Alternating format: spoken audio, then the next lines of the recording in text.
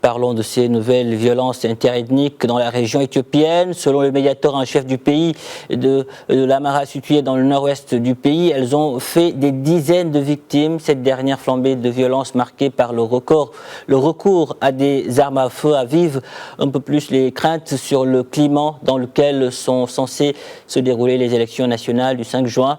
Dans le deuxième pays le plus peuplé d'Afrique, la région Amhara est dominée par le groupe ethnique Epodib, le deuxième plus important d'Éthiopie.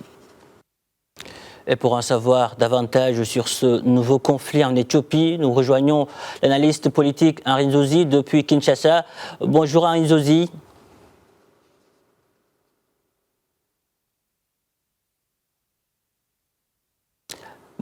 Bonjour Henri Nzozi. Oui, bonjour.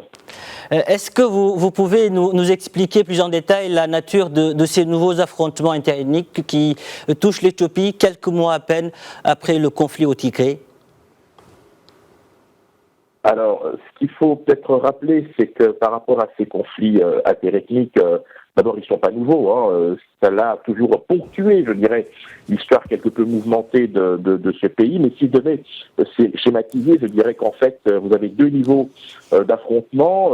Vous avez d'une part un conflit qui oppose les Somalis avec les Afars.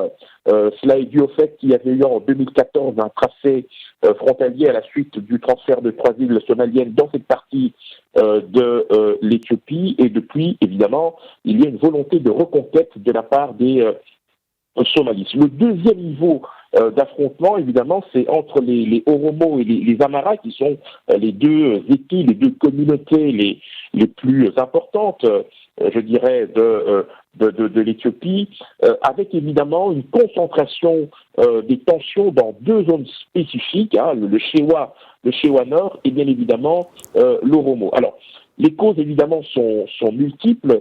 Il y a à la fois des facteurs d'ordre de politique, mais ce qui a mis le feu aux poudres le 19 mars dernier, par exemple, c'est l'assassinat, en fait, d'un Oromo devant la mosquée, ce qui a eu pour effet de provoquer, en fait, une réaction en chaîne. Comme vous l'avez dit, Henri Nzozi, cette fois, c'est la région de l'Amhara qui est concernée. Pouvez-vous nous dire quelles sont les particularités de cette vaste région de l'Éthiopie ? Alors, l'Éthiopie a été morcelée sur une base communautaire. Il y a 10 provinces ou 10 régions autonomes.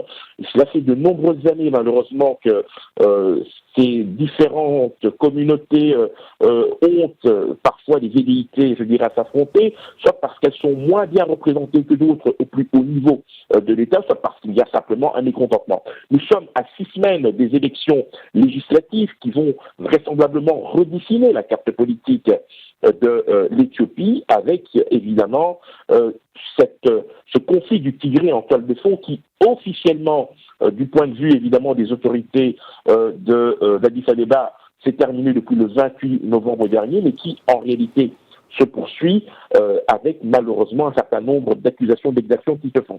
Donc vous le voyez, il y a un triple front pour les Éthiopiens à l'heure actuelle. Ce qui se passe d'un point de vue interethnique entre les Amhara, les Oromos, les Afars et les Somalis, et puis vous avez bien évidemment ce qui se passe au Tigré avec d'autres conséquences qui sont potentiellement dangereuses sur la sous-région.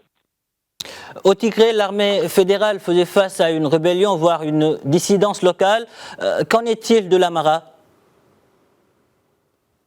Alors, pour ce qui est de l'Amhara, pour le moment, ce que l'on sait évidemment, c'est qu'il y a des accusations qui ont été lancées, notamment contre l'armée de libération de l'Oromo, ce qu'ils démentent bien évidemment. La méfiance reste évidemment totale, mais ces affrontements souvent sont générés par, je dirais, ces conflits autour des pâturages en période de transhumance qui font que les différentes communautés sont de plus en plus, je dirais, nerveuses. Et puis il y a un autre élément, on n'en parle pas beaucoup, mais c'est aussi, d'un point de vue facteur politique, c'est une sorte de montée de l'islam radical salafiste qui braque aussi les communautés en présence.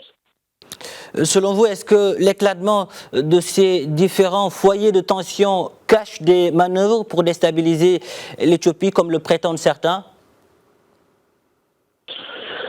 Incontestablement, incontestablement. C'est pour cette raison que dans le cas précis de l'Amara, ce qui est préconisé, c'est avant tout un dialogue à la fois entre les politiques, les chefs religieux, les chefs coutumiers, enfin, tout ce qui constitue le tissu, je dirais, à la fois de la population politique, mais aussi existentielle, c'est-à-dire s'appuyer sur des valeurs qui peuvent rassembler les Éthiopiens, au-delà du fait, évidemment, comme je l'ai dit tout à l'heure, que ce pays a été divisé administrativement sur une base communautaire, c'est de créer précisément les conditions d'une coexistence pacifique. Le scrutin du 5 juin aura valeur de test pour voir si l'Éthiopie, cette république fédérale, peut véritablement faire la démonstration de son unité. Ansouzi, est-ce qu'il y aurait un lien entre ces tensions et le dossier du barrage de la Renaissance? Je dirais, pour l'instant, aucun élément ne permet de l'affirmer. Vous venez d'évoquer cette affaire du barrage qui oppose l'Éthiopie au Soudan et à l'Égypte.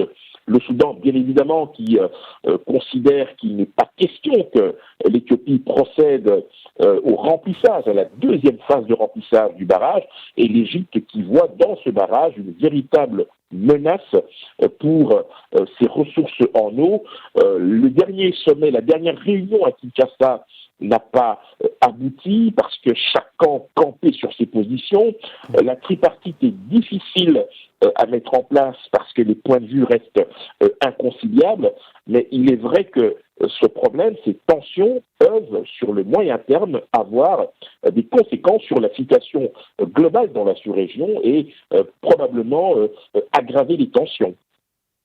Merci Ansouzi. Je rappelle que vous êtes analyste politique et vous étiez avec nous depuis Kinshasa. Merci d'avoir été avec nous ce matin.